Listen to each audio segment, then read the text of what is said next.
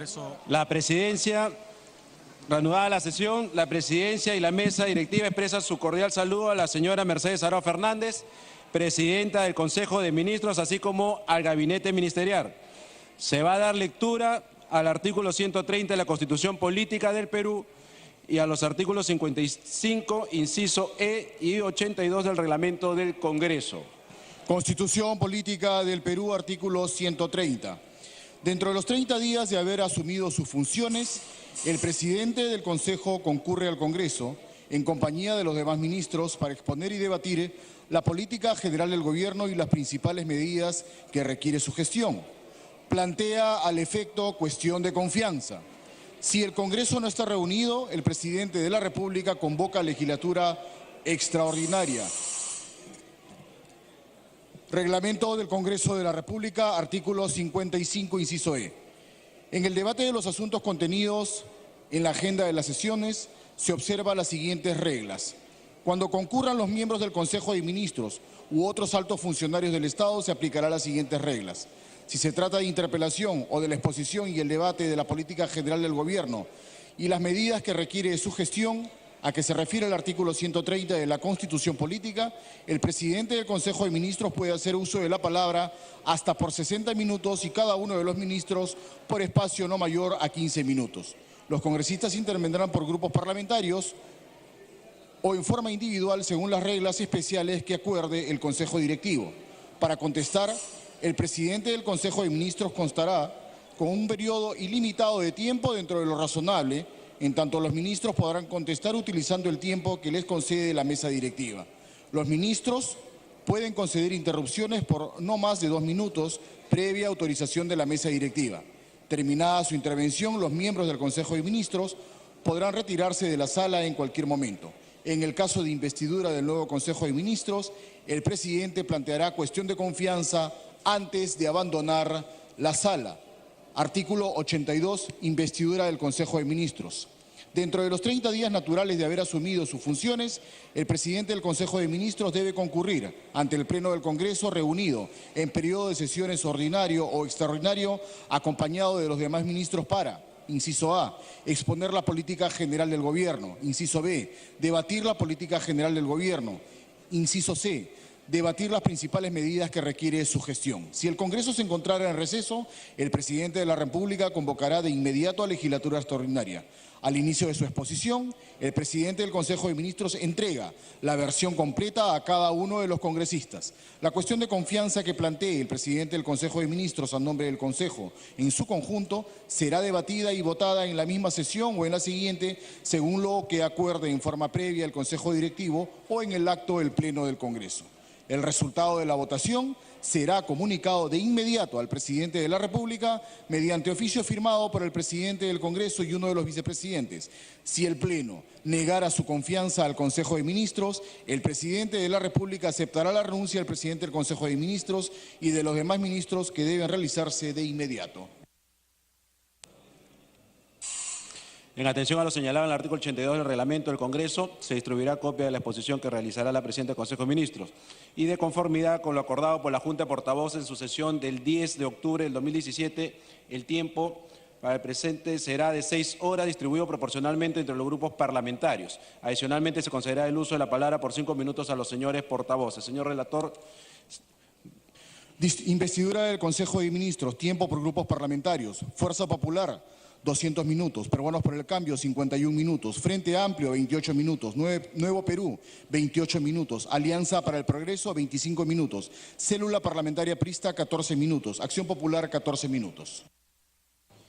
Se solicita a los señores portavoces alcanzar a la mesa la relación de oradores para poder ir armando la lista de oradores y sus intervenciones. Tiene la palabra la señora Mercedes Arauz Fernández, presidenta del Consejo de Ministros, hasta por 60 minutos.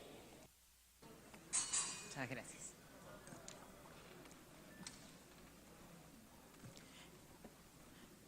Muy buenos días, señor presidente del Congreso de la República, señores vicepresidentes, colegas congresistas, ciudadanos y ciudadanas. Antes de iniciar esta presentación, quiero pedirles un minuto de silencio por el suboficial de la Policía Nacional, Aarón Gómez Cuti, y el suboficial del Ejército Dolores Coveña Paico. Sé que ya lo hicieron con anterioridad, pero olvidaron mencionar a uno de ellos. Ellos son los últimos héroes de nuestra fuerza de seguridad que han ofrendado su vida para defender nuestra democracia en una exitosa intervención militar dirigida por el Comando Conjunto y el Ministerio de Defensa en el Braem, en una zona en la cual hace varias décadas no se desarrollaban acciones militares. Por todos nuestros combatientes, por los que ya no están con nosotros y por los que exponen sus vidas para defendernos del terror, les pido un minuto de silencio. Vamos a hacer nuevamente un minuto de silencio, pedido por la Presidenta del Consejo de Ministros.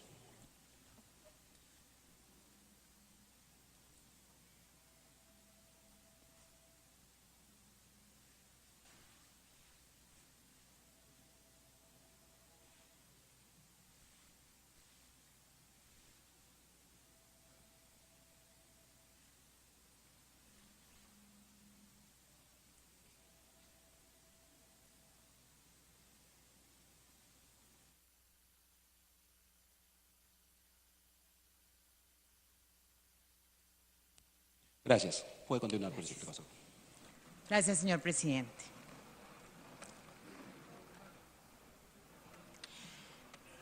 El día de hoy me presento ante el Congreso de la República en compañía de todo el Gabinete de Ministros. Gracias a la confianza brindada por nuestro presidente constitucional de la República y en cumplimiento de la Carta Magna, a presentar la política general de gobierno y las principales medidas al servicio del ciudadano necesarias para alcanzar la revolución social planteada en nuestro plan de gobierno. La base de la convivencia política en un Estado democrático es el respeto recíproco entre poderes. El presidente de la República, de firmes convicciones democráticas, me ha instruido en la necesidad de reafirmar este respeto aquí en el Congreso de la República. Les pido olvidar las palabras que afecten ese ánimo democrático. En este espíritu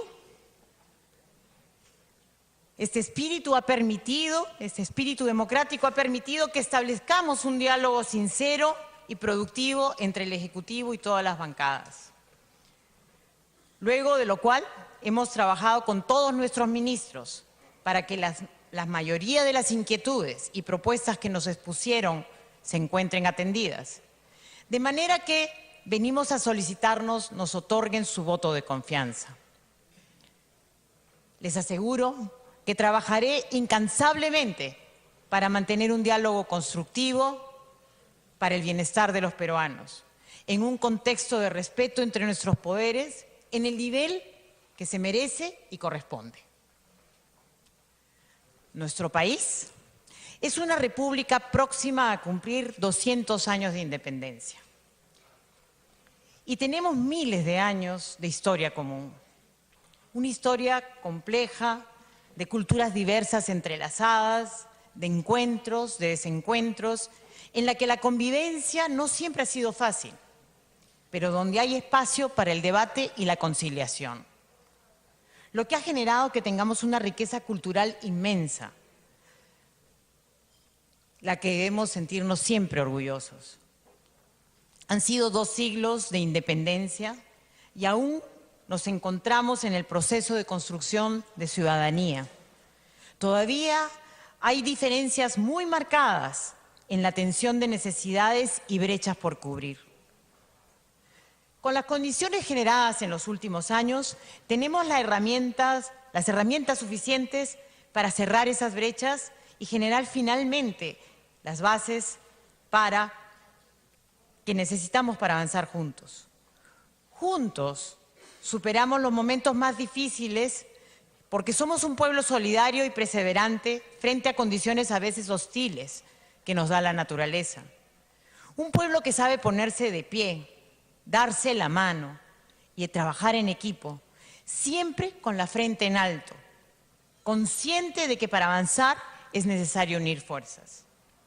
Un ejemplo reciente de esa unión Fue lo que ocurrió luego de lo que provocó el Niño Costero en nuestra costa.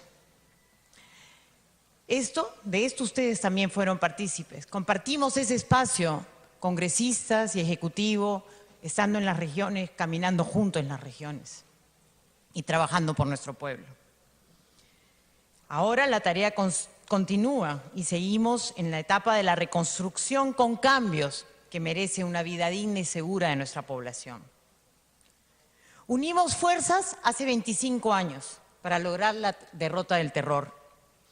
Debemos seguir trabajando para que las ideas que generaron uno de los capítulos más oscuros de nuestra historia reciente no encuentren nuevamente lugar alguno donde germinar.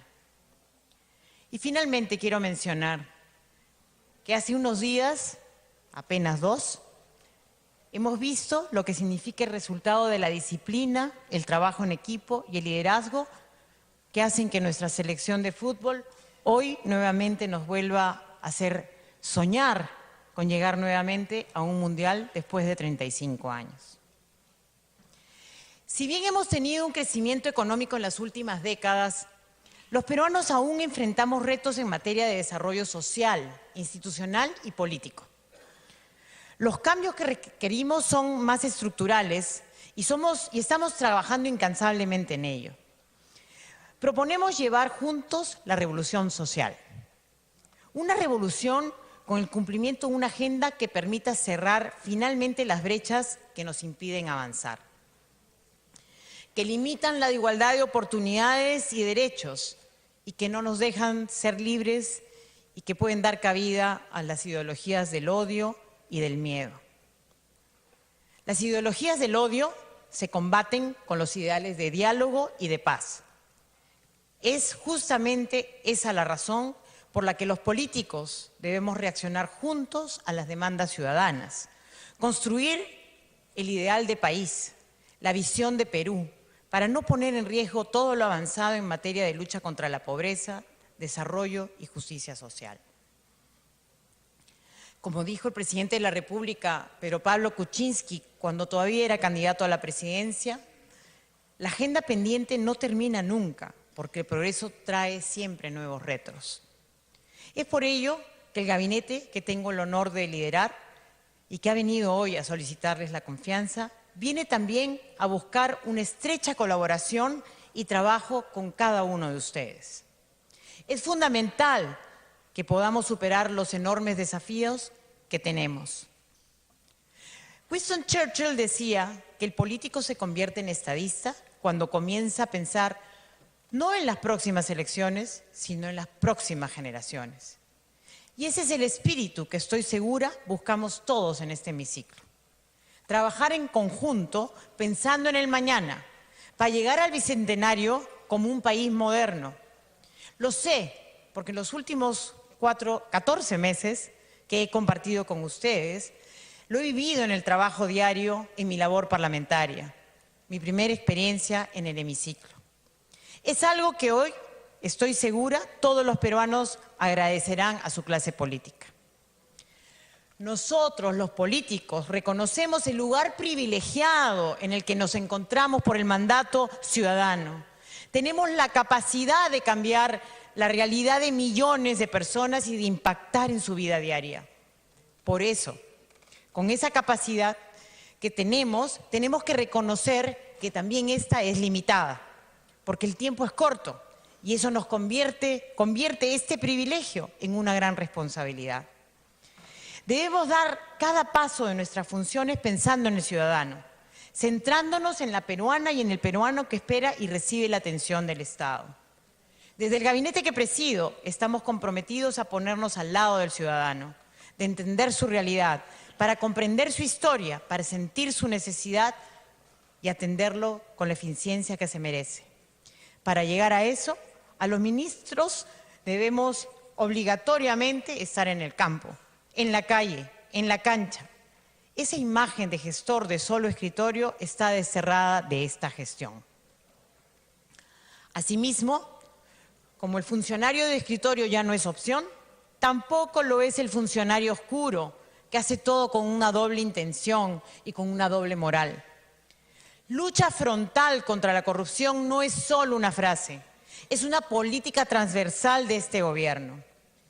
Como dijo el intelectual peruano Víctor Andrés Belaúnde, todo fenómeno económico encierra un fenómeno político y todo fenómeno político envuelve una cuestión moral, porque la política es responsabilidad ética con el pueblo y sus problemas cotidianos. Venimos observando en nuestro país y en América Latina con decepción los niveles o lo que ha llegado la corrupción en cada espacio del Estado y en otras esferas de la sociedad. Y cómo nos ha venido robando oportunidades y bienestar. Por eso estamos cumpliendo con la responsabilidad ética de hacerle frente. Hoy, por ejemplo, gracias al decreto legislativo de muerte civil, a funcionarios condenados por actos de corrupción, 87 funcionarios públicos de 47 entidades deben dejar sus funciones y no podrán volver a ser contratados por el Estado. Ya hemos enviado, por servir, las cartas ordenando su retiro inmediato. Y quiero resaltar el trabajo que hacemos con el Congreso en esta lucha, por haber desarrollado y mejorado el decreto de urgencia 003, que hoy sigue en debate, sé que está en cuarto intermedio para la segunda votación. Esta norma es una norma que impide que las empresas corruptas sigan movilizando redes con sus socias para ocultar el origen del dinero y que sigan lucrando indebidamente con los bienes adquiridos. No vamos a permitir que estas redes sigan avanzando. Tenemos el compromiso de combatirlas por todos los frentes. La lucha contra la corrupción empieza por nosotros. Por ello, también los ministros y algunos de los miembros de este hemiciclo hemos publicado nuestras declaraciones juradas de interés que contienen todos nuestros vínculos personales, profesionales, laborales y societarios, promoviendo así la vigilancia permanente frente al flagelo de la corrupción. Como digo, algunos de ustedes también la han transparentado y creo que comparten esta mirada de transparencia y la posibilidad de que cualquier ciudadano fiscalice nuestro trabajo en el primer paso para combatir la corrupción. Invito a todos que participen de este proceso. Mi experiencia en la vida política, en los diferentes roles que he desempeñado, y en especial como congresista de la República, me ha enseñado la importancia del consenso y el diálogo para poder sacar adelante las soluciones que esperan e impactan en la vida de cada persona. Como miembro titular de este Parlamento, al igual que ustedes, comprendo lo que es llevar la voz de la ciudadanía, por lo que mi compromiso sigue siendo escuchar permanentemente. Seremos un gabinete de puertas abiertas para propiciar el diálogo. Este Parlamento ya nos dio en los 14 meses de gobierno importantes muestras de trabajo en equipo y compromiso con el país.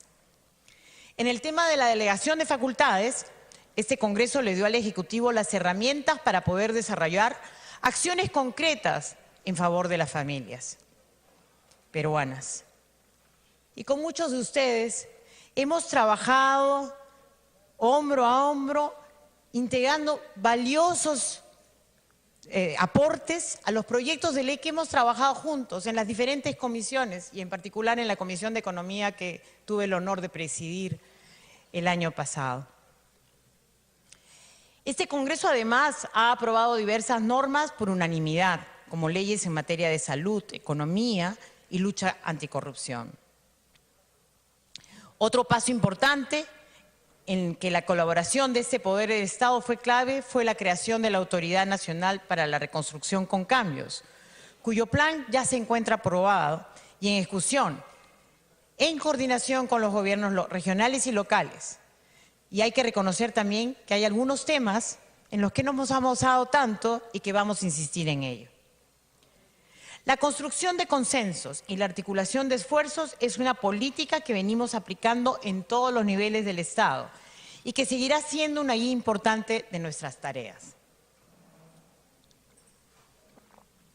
A la fecha, ya se han realizado 5 GORE ejecutivos Encuentros en los que participan todos los gobernadores regionales con los distintos ministros de Estado.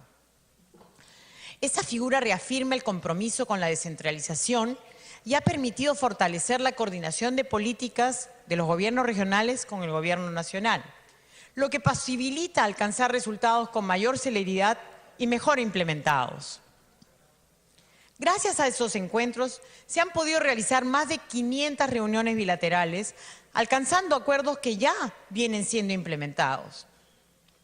Los vínculos van incluso más allá. Con la realización de los MUNI ejecutivos, en los que se trabaja codo a codo con los alcaldes de nuestro país.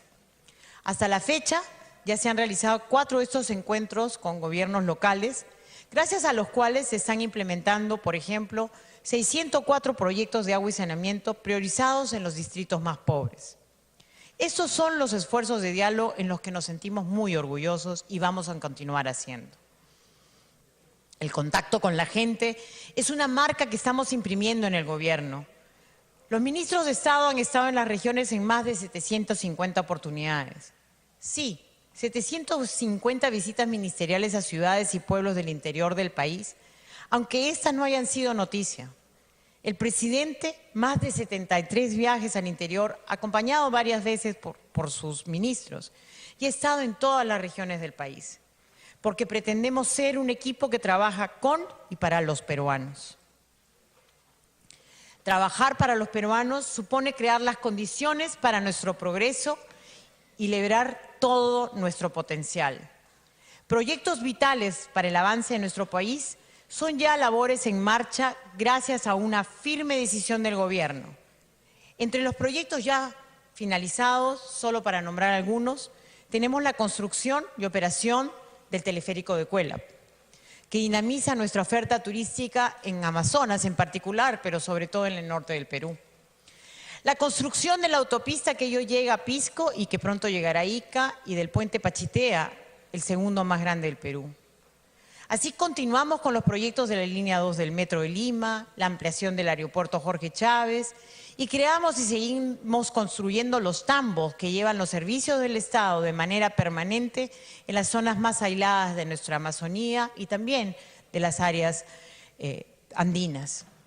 También complementamos esta labor con los PIAs que atienden en la Amazonía los servicios básicos para la población.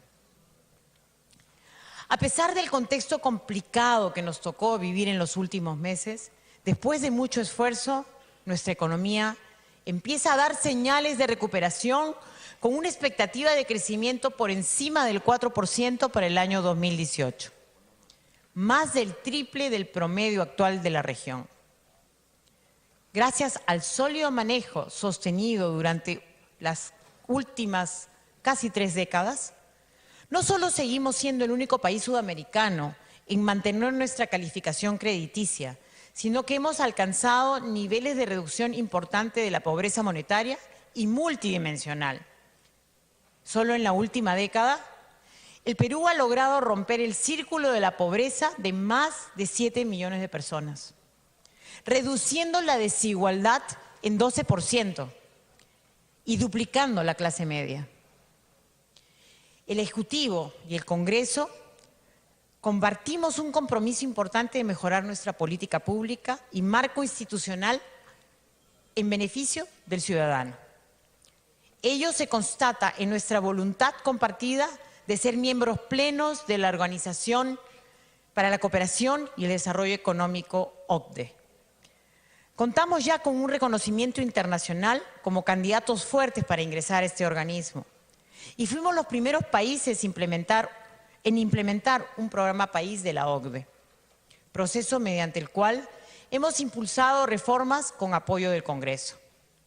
Una de ellas, por ejemplo, fue la creación de la Unidad de Cumplimiento de Gobierno de la PCM, cuyo rol es monitorear mensualmente los avances en las metas trazadas, acompañando a los diferentes actores en la implementación de sus medidas y, cuando sea requerido, fortaleciendo sus capacidades de gestión del cumplimiento.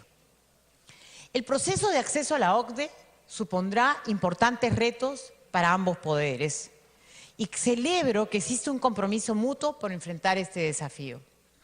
La Comisión de Seguimiento para el proceso de ingreso a la OCDE aquí en el Congreso, presidido por Úrsula Letona, es una clara muestra de ello. Los avances en la política, el consenso entre poderes en este tema tan importante y nuestro historial de participación activa en foros multilaterales como la PEC y la Alianza del Pacífico son valorados por los demás países y han contribuido exitosamente con la construcción de nuestra imagen en el exterior. Mi colega Luz Salgado y yo hemos sostenido más de 20 reuniones con agendas extenuantes en solo 4 días de intenso trabajo para mostrar estos avances. Y hemos comprobado el gran reconocimiento que tiene este esfuerzo conjunto del Legislativo con el Ejecutivo para conseguir metas de Estado. Gracias a la consolidación del Perú como un Estado de Derecho respetuoso de sus instituciones, el país es considerado hoy en día en el mundo como un faro de la democracia en América Latina. A nivel regional, hemos concentrado esfuerzos para que se pueda alcanzar una salida pacífica a la crisis de Venezuela. El pasado 8 de agosto se convocó en reunión de cancilleres, una reunión de cancilleres que concluyó con la Declaración de Lima, por la que 12 países de la región condenaron la ruptura del orden democrático y se formó el Grupo de Lima. Y continúa reuniéndose con el objetivo de encontrar soluciones viables en el marco del derecho internacional a esta crisis humanitaria. Y este Parlamento ha tenido diversas mociones motivando a otros parlamentos a tener mociones similares en este tema. Nuestra política exterior viene alcanzando logros sustanciales, habiendo sido elegidos por la Asamblea General de las Naciones Unidas como miembro no permanente del Consejo de Seguridad, donde asumimos responsabilidades en el mantenimiento de la paz internacional. La relevancia de esta participación es una muestra del afianzamiento del Perú como un actor significativo en la comunidad internacional.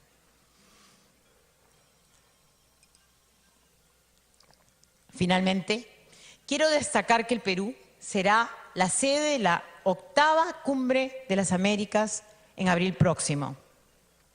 Encuentro en que los jefes de Estado del continente, que ha sido concebido para tratar al nivel más alto temas de interés prioritarios en la región y acordar soluciones a problemas comunes.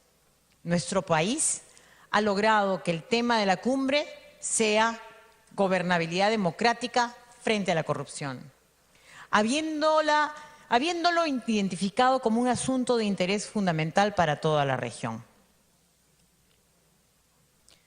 ¿Qué propuestas trae este gabinete? Las medidas que presentamos hoy ante el Congreso consideran 2 ejes transversales referidos a la revolución social y la lucha contra la corrupción. Y se divide en 4 grandes ejes funcionales. El primero, referido a la agenda social para la igualdad de oportunidades y derechos. El segundo, respecto al fortalecimiento productivo. El tercero, que trata de la consolidación de la reactivación económica. Y el cuarto, referido a la seguridad y la prevención de riesgos de desastres. La complementariedad de estos tienen carácter de interdependencia, es decir, que todos tienen el mismo valor en la ecuación y están todos cimentados en el plan de gobierno. La revolución social es el objetivo de este gobierno. Trabajar por la revolución social significa cambiar el enfoque, atender puntualmente las necesidades del ciudadano, identificando problemas específicos y trabajando integradamente entre sectores para resolverlo. Un colegio construido no es una meta cumplida. Una meta cumplida es que un niño logre poder decidir su futuro por haber estudiado en un colegio adecuadamente equipado, al que se trasladó de manera segura diariamente, habiendo recibido contenidos de calidad por profesores capacitados y motivados, contando con todos los servicios, luz, agua e internet para poder estudiar, cuando está bien alimentado para potenciar sus capacidades y habiendo disfrutado de espacios públicos que le permitan el recreo y el solaz. Los servicios del Estado no son compartimentos estancos. Trabajaremos juntos porque cada vez más peruanos cuenten de manera integral con todas las condiciones que hagan generar ese cambio profundo en sus vidas. Las políticas son intersectoriales y permiten atender las demandas sociales de manera integrada y completa. El Estado no deberá obligar a cargar ningún problema al ciudadano.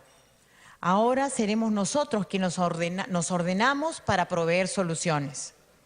En este sentido, hemos adoptado el proceso de análisis de la calidad regulatoria, a través de la cual se tendrán no solo regulaciones eficientes y efectivas que no generen obstáculos y sobrecostos, sino que tenemos que cambiar la cultura del Estado de productor masivo de normas a generar más bien normas que faciliten y promueven la economía y el bienestar de la sociedad. Asimismo, se eliminará todo trámite innecesario que genere sobrecostos tanto al ciudadano como a las empresas, como aquellos que exigen al ciudadano presentar una y otra vez documentos que en este tiempo son accesibles en el sistema. Por ello, ejecutaremos la iniciativa Cero Papel, con el componente de interoperabilidad en las entidades públicas, lo que permitirá el intercambio de documentos electrónicos con valor legal. No más trámites intensos al ciudadano, sí una atención eficaz y eficiente al ciudadano. Nuestro lenguaje de diálogo permanente también alcanza a la coordinación intersectorial profunda y entre niveles de gobierno para generar cambios más rápidos de impacto en la calidad de vida de los peruanos. La intervención